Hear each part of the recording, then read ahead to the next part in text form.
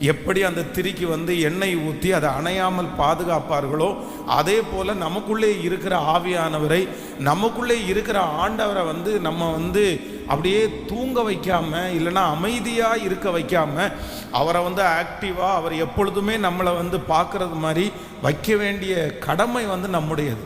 அதைத்தான் வேதம் சொல்லுகிறது. மாம்சமோ பலவீனம் உள்ளது, ஆவியோ உற்சாகம் உள்ளது. நம்முடைய ஆவி எப்பொழுதுமே உற்சாகப்படுத்தினா உற்சாகமாயிரும். ஆனால் மாம்சத்தில் இருக்கிற பலவீனங்கள் ஒரு மனிதன் ஆவிக்குரிய வாழ்க்கையில் உற்சாகமாக இருப்பானே, ஆனால் இந்த மாம்சத்தில் இருக்கிற பலவீனங்கள் ஒரு பலவீனமாக தெரியாது. ஆனால் நமக்கு மாம்சத்தில் இருக்கிற பலவீனங்கள், வெளியில் இருக்கிற பிரச்சனைகள் நமக்கு ரொம்ப பெருசாக தெரியுது அப்படின்னு சொன்னால், நம்முடைய உள்ளான என்னன்னா நம்முடைய ஆவியானவர் நமக்குள்ளே இருக்கிறவர் தெளிவாக உற்சாகமாக இல்லை. அப்போ ஒரு தேவனுடைய பிள்ளை ஆவியை எப்பொழுதும் அனலாய் வைத்து கொள்ள வேண்டிய அவசியம்.